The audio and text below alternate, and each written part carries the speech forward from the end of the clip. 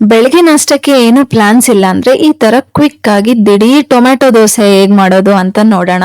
ಮನೇಲಿ ಸಿಗುವಂತಹ ಸಾಮಗ್ರಿಗಳನ್ನ ಬಳಸಿ ಕ್ವಿಕ್ ಆಗಿ ಒಂದ್ 20 ನಿಮಿಷದಿಂದ 30 ನಿಮಿಷ ಟೈಮ್ ಇದ್ರೆ ದೋಸೆ ರೆಡಿ ಆಗ್ಬಿಡುತ್ತೆ.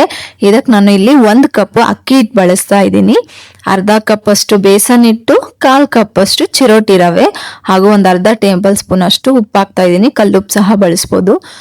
ಒಂದು ಅಕ್ಕಿ ಹಿಟ್ಟಿಗೆ ಅರ್ಧ ಕಪ್ ಅಷ್ಟು ಮೊಸರು ಹಾಕ್ತಾ ಇದ್ದೀನಿ. ಒಂದು 4 ಒಣಮೆಣಸಿನ್ಕಾಯಿನ ಉಗುರು ಬೆಚ್ಚ ನೀರಲ್ಲಿ 5 ನಿಮಿಷ ನೆನೆ ಇಟ್ಟು ಮೆಣಸಿನ್ಕಾಯಿ ಮತ್ತು ನೀರು ಹಾಕಿ ಈಗ 2 ಟೊಮೆಟೊ ಬಳಸ್ತಾ ಇದ್ದೀನಿ. ಮೀಡಿಯಂ ಸೈಜ್ ಇರುವಂತಹ ಟೊಮೆಟೊ ನುಣ್ಣಗೆ ರುಬ್ಬಿ ಈ ಕನ್ಸಿಸ್ಟೆನ್ಸಿ ಬರಬೇಕು. ಈ ಕನ್ಸಿಸ್ಟೆನ್ಸಿ ಇಲ್ಲಾಂದ್ರೆ ಸ್ವಲ್ಪ ನೀರು ಹಾಕಿ ಅಡ್ಜಸ್ಟ್ ಮಾಡ್ಕೊಳ್ಳಿ. ಸ್ವಲ್ಪ ಅಡುಗೆ ಸೋಡಾ ನೀರು ಹಾಕಿ ಚೆನ್ನಾಗಿ ಕಲಸಿ ಇದನ್ನ ಒಂದು 10 ನಿಮಿಷ ಹಾಗೆ ರೆಸ್ಟ್ ಮಾಡಕ್ ಬಿಟ್ಬಿಡ್ಬೇಕು. ಇದು ಚೆನ್ನಾಗಿ ಹೊಂದ್ಕೊಳ್ಬೇಕು, ಸ್ವಲ್ಪ ಸೋಡಾ ಕೂಡ್ಕೋಬೇಕು ಅಂತೇಳಿ ಅಷ್ಟೇ. ಈಗ ಚೆನ್ನಾಗಿ ಕಾದಿರೋ ತವಾದ ಮೇಲೆ ದೋಸೆ ಹಾಕ್ತಾ ಇದ್ದೀನಿ. ನಾನು ತೆಳ್ಳಗೆ ದೋಸೆ ಹಾಕ್ಬಿಟ್ಟು ಮೀಡಿಯಂ ಫ್ಲೇಮಲ್ಲೇ ಇಡಬೇಕು, ಇಲ್ಲ ಅಂದ್ರೆ ದೋಸೆ ಕ್ರಿಸ್ಪಿ ಆಗಿ ಬರಲ್ಲ. ಚೆನ್ನಾಗಿ ಕಾಯಿಸ್ಬಿಟ್ಟು ಮೀಡಿಯಂ ಫ್ಲೇಮಲ್ಲಿ ಇಟ್ಟು ದೋಸೆ ಮಾಡಿ.